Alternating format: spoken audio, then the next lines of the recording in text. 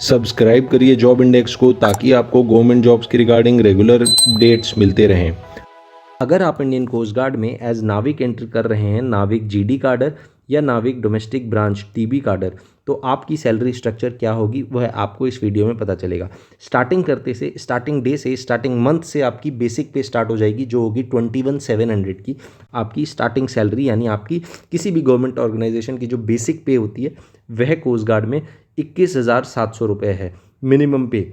इसके बाद इसमें डीए यानी डियरनेस अलाउंस लगेगा 17%, जो आपको एड अप एक अलाउंस देगा 3,689 रुपीज़ का। फिर आपका एचआरए ट्रेनिंग के बाद, ट्रेनिंग डेज में तो आपको एचआरए नहीं मिलेगा, तो आपको ये एचआरए ट्रेनिंग डेज के लिए तो एप्लीकेबल नहीं है, बट उसके बाद जब आप बाहर कहीं रूम लेंगे, आपका घर का खर्चा आएगा या आपको अकोमोडेशन नहीं मिल पाएगा, तो एक एचआरए का पैसा मिलेगा। हाउस रेंट आपके घर के रहने के खर्चे के लिए वो 3,472 रुपये होगा आपके सिटी के अलाउंस के अकॉर्डिंग। अगर आप किसी अच्छी क्लास सिटी में रह रहे हैं, एक्स क्लास सिटी में रह रहे हैं, तो ये अलग होगा। अगर आप किसी रूरल एरिया वाली सिटी में रह रहे हैं तो ये अलग होगा। ट्रांसपोर्ट अलाउंस, जाने आने का खर्चा हर महीने का 3,600 रुपये होगा। यह भी सिटी क्लास के ऊपर डिपेंड करता है। और एक गुड कंडक्ट बैच पे होता है, जो आपको 4 साल के बाद मिलता है। अगर आप सर्विस में आए हैं तो सर्विस के 4-5 साल बाद से आपका ये पे स्टार्ट होता है, जो आपका जीसीबी पे होता है।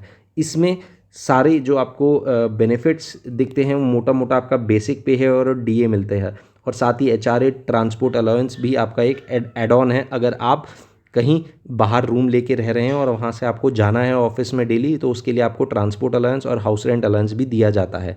साथ ही साथ आपको एक जीसीबी पे मिलता है, जो आपका विद टाइम यानी आफ्टर 4-5 ईयर्स ऑफ सर्विस के बाद आपको दिया जाएगा।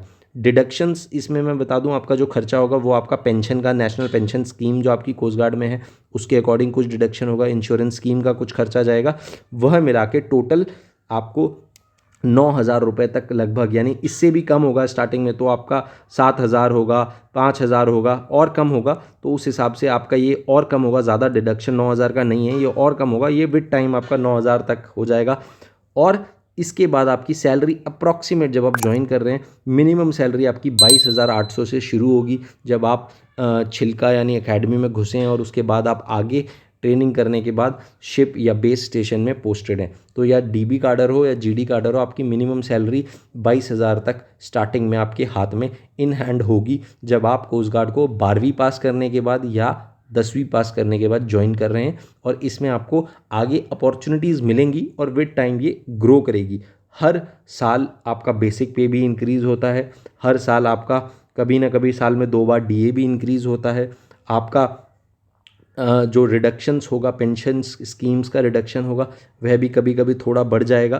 तो ये सब विद टाइम ग्रेजुअली आप नोटिस करेंगे कि आपकी सैलरी ओवरऑल स्टार्ट होगी 22 से, और पहुंच के आराम से जब आप सीनियर रैंक हो जाएंगे कोस्ट गार्ड के 20-25 साल की जब आप सर्विस कर लेंगे, उसके बाद ये आपको करीबन 50,000 रुपये तक की मिनिमम सैलरी देगा। मिनिमम 50,000 तक की सैलरी देगा मिनिमम, यानी आप जब सीनियर मोस्ट रैंक पे पहुंच जाएंगे आफ्टर 20 ईयर्स, तो आपको 50,000 रुपये की मिनिमम सैलरी हाथों में देगा।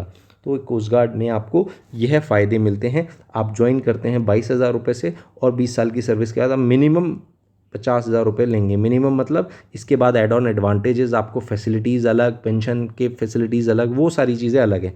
मिनिमम इन हैंड सैलरी है। अगर आपको ये वीडियो पसंद आई है तो वीडियो को लाइक करिए, सब्सक्राइब करिए और साथ ही साथ बेल आइकन को क्लिक करिए, ताकि आपको रेगुलर अपडेट्स इस चैनल के रिगार्डिंग मिलते रहें।